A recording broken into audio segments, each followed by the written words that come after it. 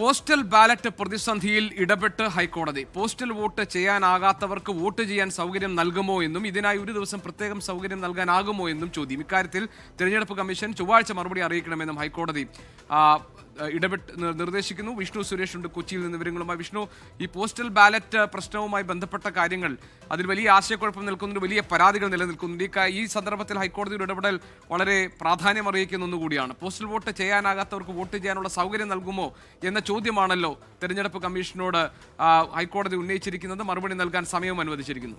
എന്താണ് കോടതിയുടെ ഇടപെടലിന്റെ വിശദാംശങ്ങൾ? പോസ്റ്റൽ ബാലറ്റ് ലഭ്യമായില്ല എന്ന് ചൂണ്ടിക്കാണിച്ച് 3 ഹർജികളാണ് ഹൈക്കോടതിക്ക് മുമ്പാകെ എത്തിയത്. നേരത്തെ തന്നെ ഇലക്ഷൻ കമ്മീഷൻ അതുമായി ബന്ധപ്പെട്ട് മറുപടി നൽകി. ഇനിയൊരു അവസരം നൽകാനാകില്ല, കാരണം സ്ട്രോങ് റൂമോടൊപ്പം പൂട്ടിയിരിക്കുന്ന സാഹചര്യമുണ്ട് എന്നായിരുന്നു ആ മറുപടിയിൽ പറഞ്ഞിരുന്നത്. പക്ഷെ ഇന്ന് ഹർജിക്കാർ ഉന്നയിച്ചത് പ്രധാനപ്പെട്ട കാര്യം, കൗണ്ടിംഗ് ഡേ വരെ വോട്ട് ചെയ്യാനുള്ള റൂൾ 27 പ്രകാരം കൗണ്ടിംഗ് ഡേ വരെ വോട്ട് ചെയ്യാനുള്ള സാധ്യതയുണ്ട്. അതുകൊണ്ട് പോസ്റ്റൽ ബാലറ്റ് അനുവദിക്കണം എന്നുള്ള ആവശ്യമാണ് അവർ മുന്നോട്ട് വെച്ചത്.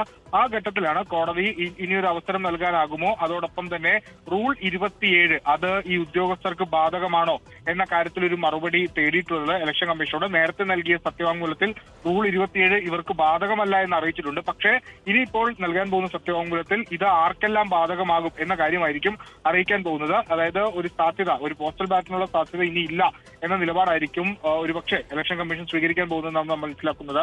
ജി.കെ. ശരി, വിഷ്ണു സുരേഷാണ് വിവരങ്ങൾ നൽകിയത്.